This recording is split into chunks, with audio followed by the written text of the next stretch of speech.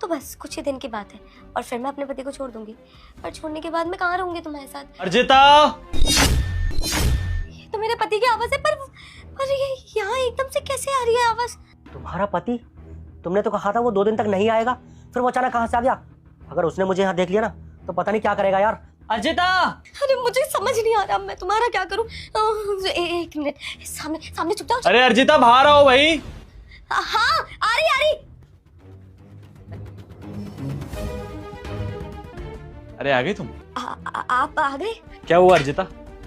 तुम मुझे देख के खुश नहीं हुई क्या भाई?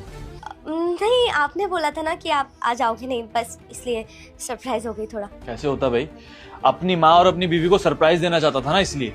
हाँ सही बोला। अच्छा आप बैठो, मैं आपके लिए कुछ लेके आती हूँ। अर्जिता, एक सरप्राइज और है मेरे पास तुम्हारे लिए, तुम कहो तो दे दूं? सरप्राइज? मेरे लिए क्या? यहाँ नहीं है, वो बेडरूम में है। ये आप कैसी बातें कर रहे हैं?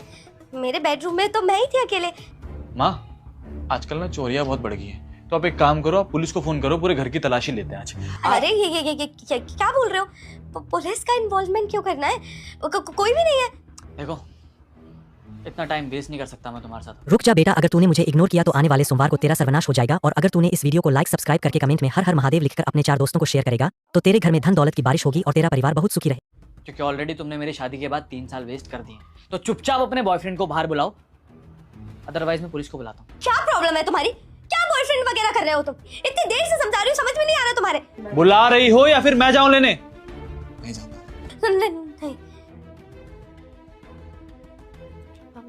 मैं बुलाती हूँ। सनी बाहर आना।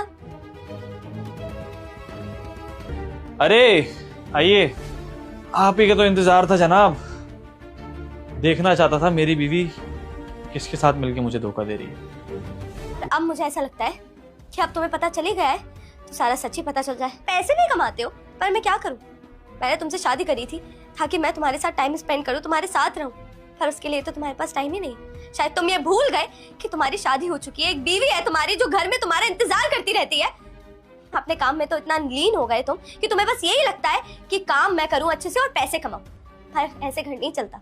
और मैंने जो किया है गलत किया है, मैं मानती हूँ, तो इसलिए मैंने तुम्हें ये सब बोल दिया। तो चैनल को तुम इतनी गिरी में निकलोगी मैंने कभी सोचा भी नहीं था।